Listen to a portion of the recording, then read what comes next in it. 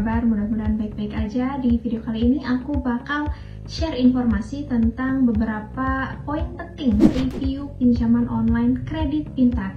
Tapi sebelum kita mulai reviewnya, please buat kalian yang belum subscribe, please subscribe karena kita bakal share banyak banget informasi seputar financial atau keuangan. So yeah, without any further ado, let's get started!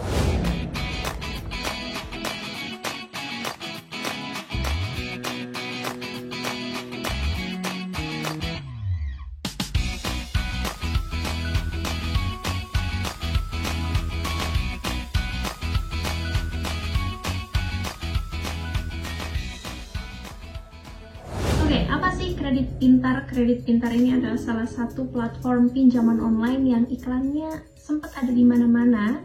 Apalagi pas mereka di awal launching tuh iklannya banyak banget di YouTube, ada di internet, pokoknya di mana-mana ada. Nah, kredit pintar ini merupakan salah satu platform pinjaman online yang pastinya sudah diakui oleh otoritas jasa keuangan alias sudah legal ya teman-teman. Jadi bukan pinjaman online yang bodong. Nah, si kredit pintar ini juga menawarkan pinjaman yang hanya mensyaratkan KTP saja, dan mereka juga mengklaim bahwa pinjaman yang mereka tawarkan itu bisa cair dengan waktu yang cepat. So ya, itu dia tadi highlight tentang kredit pintar. Oke, next untuk syarat pengajuan kredit pintarnya sendiri, yakni yang pertama, warga negara Indonesia dengan minimal usia 18 hingga maksimal 55 tahun, kemudian memiliki KTP dan memiliki rekening atas nama pribadi. Setelah itu, kalian juga pastikan harus berdomisili di wilayah manapun asal di Indonesia. Dan terakhir, biasanya kalian juga nanti pas pendaftaran akan diminta beberapa kontak sanak saudara, seperti boleh ayah, ibu, ataupun saudara lainnya.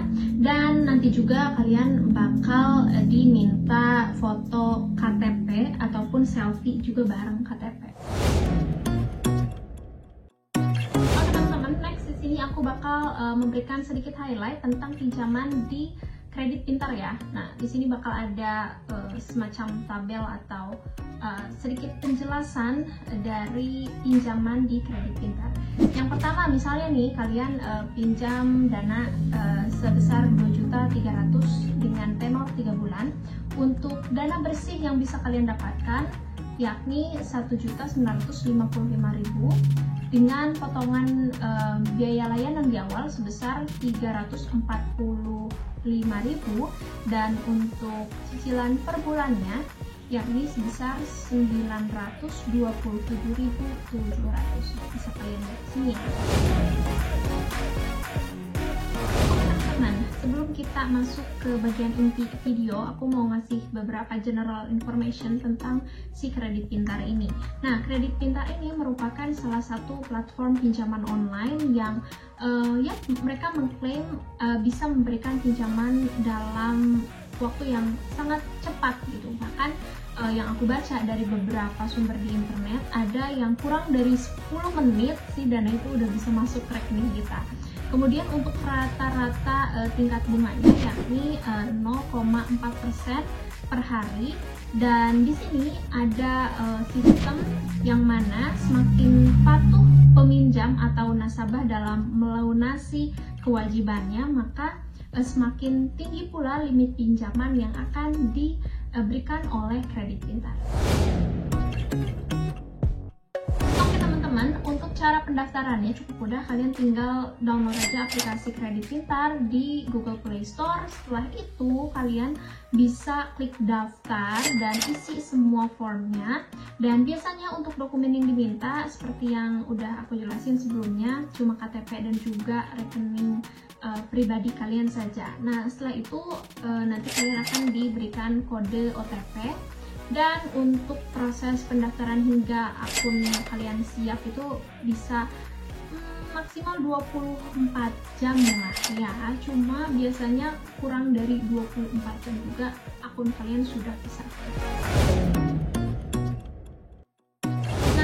next berkaitan dengan aplikasinya sendiri nih teman-teman. Jadi ada beberapa fitur menarik dalam aplikasi Kredit Pintar. Yang pertama yakni fitur check-in. Nah, di fitur check-in ini kalau misalnya kalian melakukan check-in setiap hari, kalian bisa mendapatkan poin yang nantinya bisa ditukarkan dengan beragam hadiah menarik seperti itu. Kemudian yang kedua, di sini ada task ataupun dalam bahasa Indonesianya kalau nggak salah tugas ya. Nah, si task ini merupakan tugas yang tersedia di aplikasi Kredit Pintar. Nah, tugasnya itu bisa berupa menambahkan link ke NPWP, akun Tokopedia, Lazada, melunasi tagihan, dan lain sebagainya.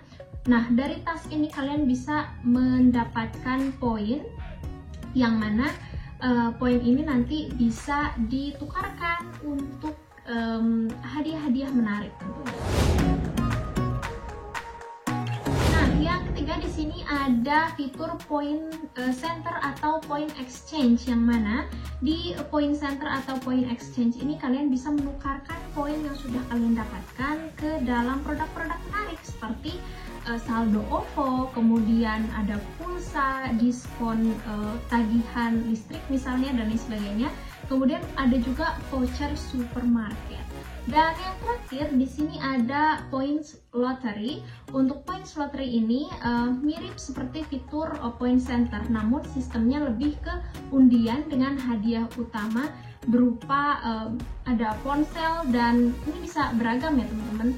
Misalnya ada ponsel ataupun mungkin kendaraan seperti itu. So ya, bedanya untuk point center atau point exchange ini kalian bisa mendapatkan hadiah langsung, sedangkan untuk point lottery ini kalian bisa menukarkan poin yang kalian miliki ke dalam bentuk undian seperti itu. Oke teman-teman, next di sini juga aku bakal meng-highlight beberapa poin kelebihan dan juga kekurangan dari aplikasi Kredit Pintar.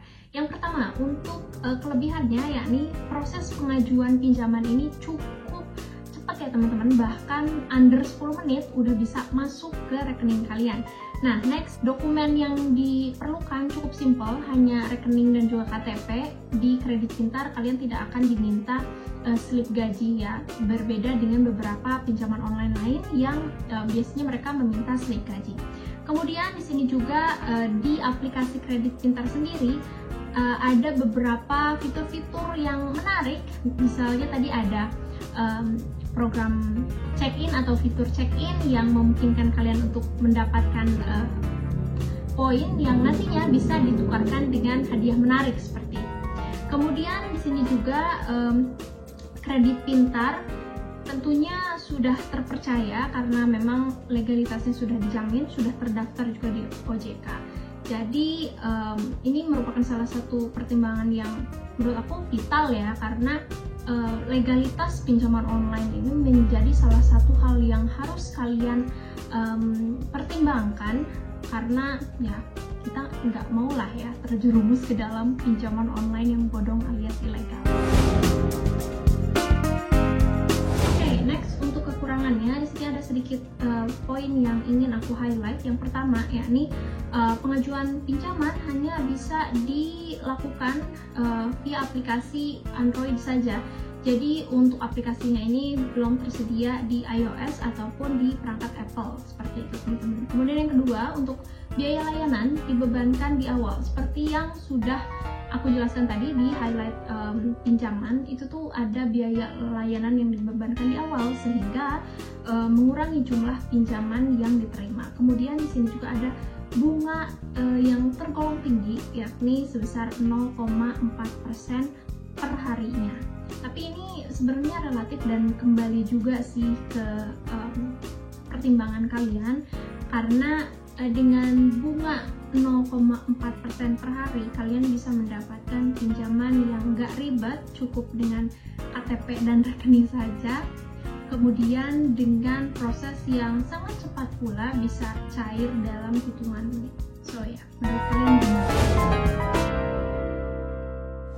Teman-teman, itu dia tadi informasi yang bisa aku sampaikan. Mudah-mudahan bermanfaat. Kalau misalnya kalian masih punya pertanyaan ataupun request konten tertentu, boleh langsung aja taruh di kolom komentar di bawah. Last but not least, aku mau ngucapin terima kasih banyak buat kalian yang udah support channel ini.